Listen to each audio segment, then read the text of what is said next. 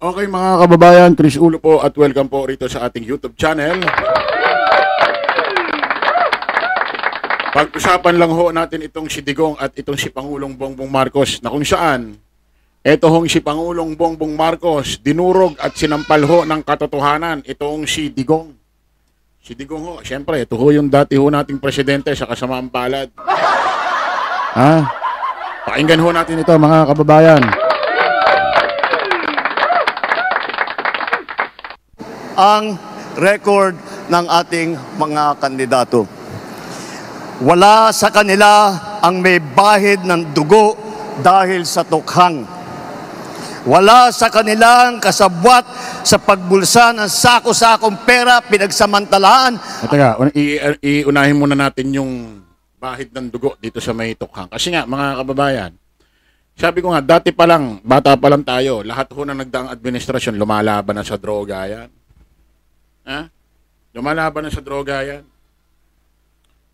Lahat ho ng sinasabi ho ng mga vlogger, DD vlogger tulad dito ni Trixie Cruz, na kung saan mahal daw ang kuryente, mahal ang tubig, mahal ang bilihin ng pagkain. Lahat ho ng nagdaang administrasyon, mahal ang pagkain, bilihin. Wala hong kung natatanda ang nagdaang administrasyon na mura ang bilihin. May mga nakikita tayo sa Facebook nung panahon nung mga lolo't lola natin, nakikita natin soft drinks piso, burger piso, bigas 5 piso. Ngayon natin nakikita sa panahong 2025, kaya mura natin tignan. Pero kung mapupunta tayo sa kanilang henerasyon nung panahon na yun, mahal din yun. Nagmumukha lang mura kasi nandito tayo sa panahon na ito eh. Pero kung mapupunta tayo sa panahon na yun, mahal pa rin. Nagmumukha lang mura kasi wala tayo dun sa panahon na yun, nandito tayo sa 2025. So ano point natin? Lahat ng nagdaang administrasyon mahal ang bilihin, mga gastusin. Especially nung nagdaang administrasyon ni Digong, yung pinatupad yung sin tax law. Di ba nagmahalan lahat yun? Ultimo na singgero, dumaing sa presyo ng alak eh. Kung gusto nyo ng mura or libre, ay balik tayo sa panahon ni Ebat Adan. Doon, pitas-pitas lang doon.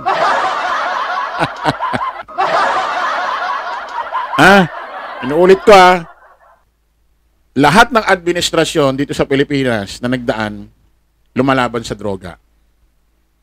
Lahat ng nagdaang administrasyon, mahalang bilihin ang gastusin.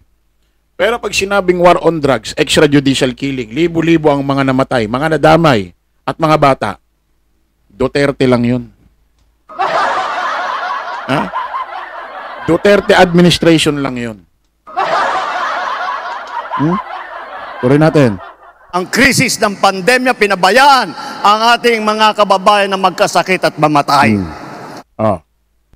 Noong panahon ho ng krisis, pandemic, ba't nasasabi ni Pangulong Bongbong ito na sinamantala, hinayaang mamatay ang tao? Bakit?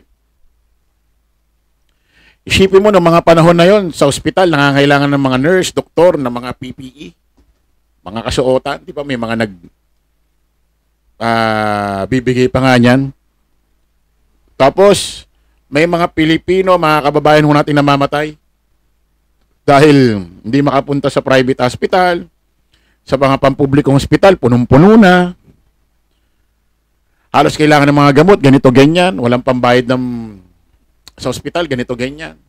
Tapos ang administrasyon Duterte, umuutang ng malaki sa iba't ibang bansa o mga World Bank, mga ganito. Bilyon-bilyon. Yung pala, may natutulog na pera sa PhilHealth na 600 billion. Na-invest pa.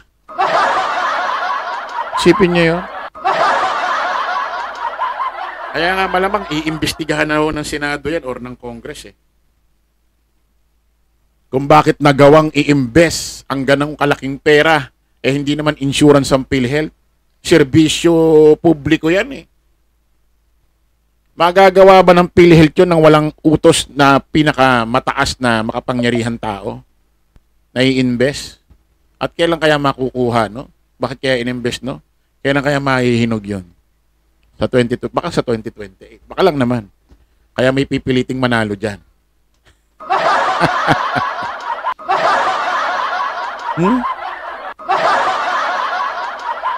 Sipin mo, nangungutang ang administrasyong Duterte bilyon-bilyon sa iba't ibang bangko sa international. May natutulog palang pera, 600 billion, naka-invest pa. Ha? Tapos magagalit yung ibang didishit dyan na wala raw pondo ang PhilHealth. Anong walang pondo? Hindi mawawala ng pondo ang PhilHealth. Hindi nyo lang kasi naiintindihan yung issue. Hindi na binigyan ng gobyerno ang PhilHealth ng subsidy kasi may pera pa silang 600 billion.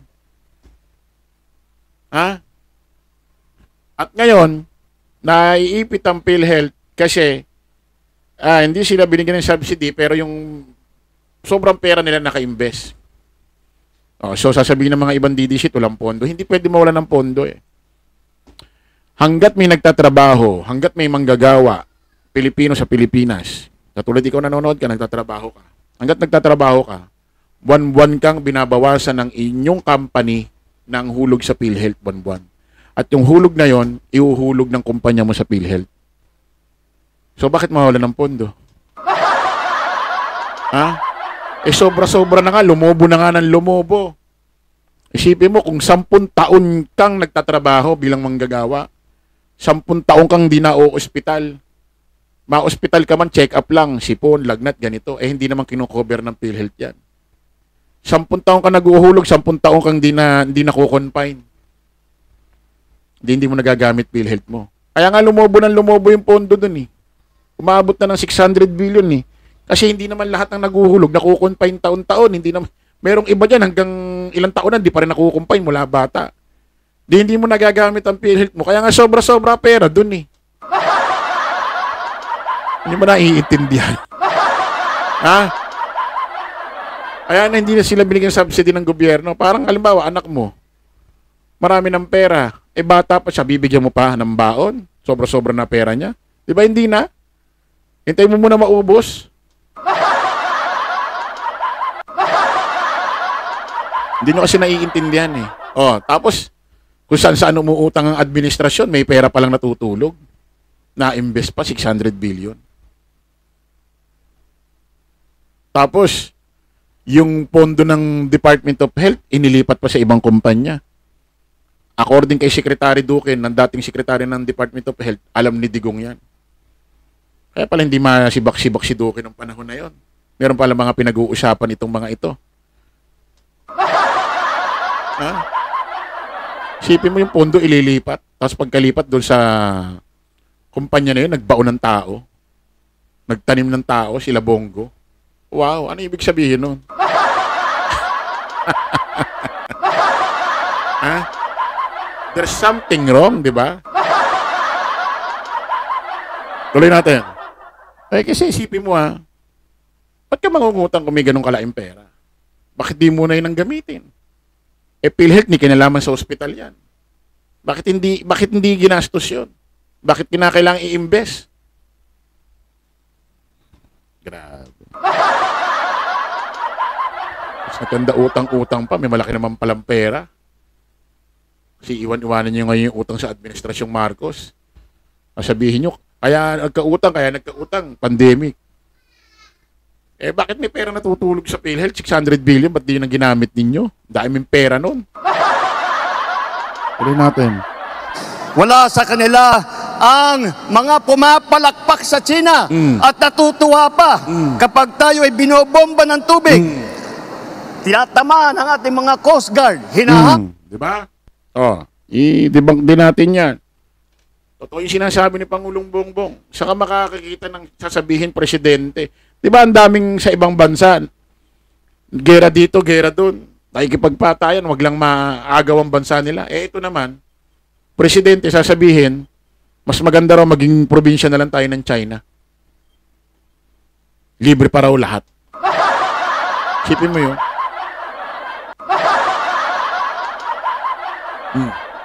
Sipin mo yun. Tapos sasabihin niya, my God, I hate drugs. Pero meron siyang video na sinabi niya, I really love China. O pwede ba yung my God, I hate drugs pero I really love China? Siyempre, pagkagalit ka sa droga, ang unang ayaw mo, yung bansang nagdadala ng droga sa atin. Sino ba nagdadala ng droga rito? Sino ba kumakasangkapan sa mga mahihirap natin Pilipino para sumama sa mga maling gawain sa droga na yan? Sino ba nagiging amo nila? Di ba mga incheck? Ng mga drug lord? Sino mga gumagawa ng mga planta ng droga rito? Di ba mga incheck? Kasi kung Pilipinong mahirap lang, di nila kaya gumawa ng ganyan, mag-invest ng ganyan. So, ibig sabihin, incheck ang may mga kagagawa niyan dito. Sino nagtayo ng mga pogo rito? Mga sugalan. Di ba? Incheck din. Tapos sasabihin, my God, I hate drugs, pero meron siyang video, I really love China. Ano yun? Ha? Tapos nung nangangampanya siya, noong 2022, sabi niya, kapag siya nanalo, sasakay siya ng jet ski, bitbit niyang watawat ng Pilipinas, itatayo niya ron sa Scarborough Show. Bahala na ngayon kung mamatay siya. Ang importante, may tayo niya yung watawat doon, mapaglaban niya ang West Philippine Sea. Bahala na rin kung patayin siya ng China. Bahala na raw ang Pilipino sa bangkay niya. Ang importante, matagal na rin naman daw niya maging pangarap, maging superhero. Kung pakikinggan mo yan, parang against sa China. Pero ano nangyari ngayon? No. Naging katulong pa siya para makapagtayo ang China ng istruktura dyan, 2016 to 2022. Kasi nga, nung panahon ng Aquino, 2013, nagsampa ng kaso itong administrasyong Aquino sa International Court na tayo ang may karapatan dyan sa West Philippine Sea. Nagbaba ng hatol ang International Court 2016, June or July, kakaupo lang ni Digong. Hindi na naabutan ni Aquino. Ang sabi doon sa hatol ng International Court, tayo ang may karapatan dyan sa ating economic zone dyan sa West Philippine Sea. Ano sabi ni Digong? Kapirasong papel lang yan. Ngayon, sinabi niya kapirasong papel, siyempre maririnig ni Xi Jinping yan ng China. Lumakas tuloy ang loob. Ano sabi ni Xi Jinping? Hindi nila kinikilala ang hatol ng International Court na yan. Kanila daw yan. Lalong lumakas ang loob. Isipin mo, marinig nila sa bansang presidente ng Pilipinas na kapirasong papel lang yan. Para bang sinabing kapirasong papel lang na hindi dapat sundin. Di lalong lumakas ang loob ng incheck. Kaya nga malaki pananagutan ni Digong dyan eh. Kung bakit natayuan. Isipin mo, from 2016 to 2022, walang kapalag-palag ang Pilipinas. Sinayaan ng presidente natin na makapagtayo ang China ng istruktura dyan. 6 na taon, di isipin mo. Kaya nga pag tinignan niya sa ere, pababa, parang Makati itsura eh. Kaya nga sabi ng mga iba, may nagsalitang mga mangingisda sa Maisog Rally, mas okay pa daw nung panahon ni Digong nakakapangisda sila ng maigi, hindi sila pinagbabawalan. Bakit ipagbabawalan ng panahon ni Digong mangisda? Binigyan ng pabor ni Digong ang China makapagtayo ng istruktura dyan 2016 to 22. Bilang ganti, bilang kakarampot na pampalubag loob, hinayaan kayo mangisda. Ganun lang naman yun eh. Diba? Siguro sabi ni Xi Jinping doon sa mga Coast Guard ng incheck, Coast Guard niya, tauhan niya, huwag niyo pagbawalan yung mga mangingisdang Pinoy dyan. Hayaan nyo lang mangisda. Total, di naman mauubos ang isda. Nanganganak naman yan. Ang importante, pinayagan tayo ng presidente nila makapagtayo ng istruktura rito sa West Philippine Sea. 6 na taon, 2016 to 2022. Kaya nga ang administrasyong China in check. Ganun ka-agresibo sa administrasyong Marcos natin dito ngayon. Kasi yung nararanasan nila ngayon, hindi nila nararanasan kay Digong. Binaby sila maigi ni Digong. Kaya ngayon, presidente na si Marcos, naninibago sila. Guro, iniisip ni Xi Jinping. Hindi naman ganito nararanasan natin sa administrasyong Duterte. Bakit itong Marcos na to, iba ang paikisama sa atin? Kaya nga, ganyan yung mga yan. Tingnan mo yung anak niya. Si VP Inday Sara Duterte. Inihingan ng opinyon, sagot ng reporter mainstream media na ano masasabi mo sa mga nangyari sa West Philippine Sea. Ano sabi ng anak niya si VP Inday Sara Duterte? Hindi na ako sasagot yan, hindi na makapagsalita dyan. Ang tanongin nyo, magandang sumagot dyan, national defense or Department of National Defense or Foreign Affairs. Yun ang kausapin nyo. Hindi siya makapagsalita, bigay ng opinion. Hindi niya mala pinagtanggol yung ating mga kababayang mangingisdado at mga kababayang Coast Guard na wag naman nilang bulihin. Wag naman nila saktan ng mangingisdang mga kababayan nating mangingisda at mga kababayan nating Coast Guard. Kaya lang naman nandiyan ang Coast Guard para bantayan ang ating nasasakupan. Bantayan na rin at the same time yung ating mga kababayang mangingisda. Hindi siya pwede makapagbigay ng ganung opinion na parang pinagtatanggol yung ating teritoryo at ating mga kababayan. Kasi pag nagbigay siya ng ganung sagot, opinion, pwedeng ma-pick up ng mainstream media ng China yan at makarating mapanood ni Xi Jinping. At pag napanood ni Xi Jinping yung ganung klaseng pahayag ni VP Inday Sara Duterte, para bang ang dating sa tenga ni Xi Jinping yun, ikinakalaban na sila ng pamilya Duterte at pinuputol na nila ang ugnayan nila. Kaya hindi makasalita yung si VP Inday Sara, pinapangalagaan nila ang relasyon nila sa China. Gaano kalakas ang pamilya Duterte sa China? Meron hong isang university sa China, baka hindi nyo alam, pinangalan ho sa nanay ni Digong ang eskwelahan na yun. Kahit search nyo sa Google, ganun kalakas. Isipin mo ang China, sa dinami-daming po pwedeng ipangalan doon sa bago nilang universidad, ipapangalan sa nanay ni Digong. At nagtayo pa raw sila, si Xi Jinping, nagtayo pa si Xi Jinping at Digong ng puno doon sa loob ng eskwelahan na yon, universidad na yon.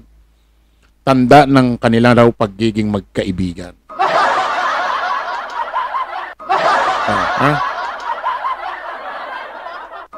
Masasabi nyo. Kaya tama yung sinasabi ni Pangulong Bongbong Marcos eh. Kaya ito si Digong malamang talagang pinatamaan. Talagang sinampal ng katotohanan ni Pangulong Bongbong Marcos itong si Digong nyo.